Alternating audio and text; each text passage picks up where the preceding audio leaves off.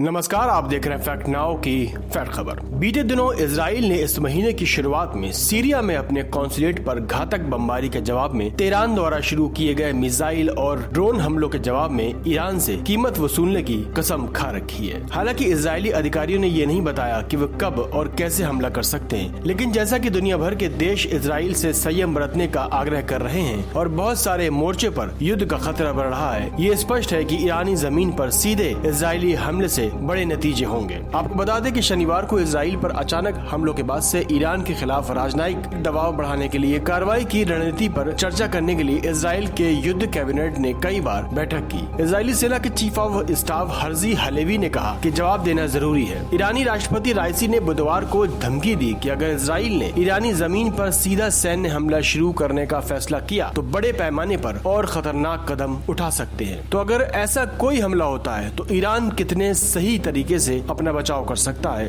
ये एक सवालिया निशान है। हालांकि ईरान के बारे में पिछले कई दशकों से ईरान ने अपनी इकोनॉमी के मामले में अपनी क्षमताओं पर भरोसा करने पर जोर दिया है। वहीं उसके सैन्य क्षेत्र में भी इस तरह का प्रेशर देखा जा सकता है। आपको बता दें कि ईरान इराक के साथ 8 वर्षों से युद्ध में रहा, जिसने 1980 में पूर्व शासक सद्दाम हुसैन के तहत ईरान पर आक्रमण किया था। बगदाद को संयुक्त राज्य अमेरिका सहित कई विदेशी ताकतों का सैन्य समर्थन प्राप्त था। ईरान कई जंगों से जूझता रहा। हालांकि ईरान के हवाई श्रेष्ठता को अभी भी भारी चुनौती दी गई है। उसके लिए कुछ लड़ाकू जेट और उपकरण, जिनमें अमेरिका निर्मित F4 और F5 लड़ाकू जेट शामिल है, और ये देश की 1979 की क्रांति से पहले के हैं। और इसी ने शाह मोहम्मद रजा पहलवी के समर्थन राजशाही देश को उखाड़ फेंका। ईरान अब ज्यादातर सोवियत काल के रूसी सुखोई और मिग लड़ाकू विमानों को संचालित करता है। ईरानी वायुसेना अपने खुद के जेट भी बना रही है, जैसे साके और कौसर, जो अमेरिकी डिजाइनों पर आधारित है, लेकिन उन्हें F-35 जैसे कुछ बड़े लड़ाकू जेटों के लिए मैच नहीं माना जाता, जिन्हें इजराइल बड़े पैमाने पर उपयोग करता है। हालांकि 2 दर्जन रूसी की बनी Su-35 लड़ाकू विमानों की डिलीवरी, जिसके लिए बातचीत कुछ समय से चल रही है, ईरानी वायुसेना को बहुत बड़ा सहारा दे सकती है, लेकिन ये मजबूत एयर सेफ्टी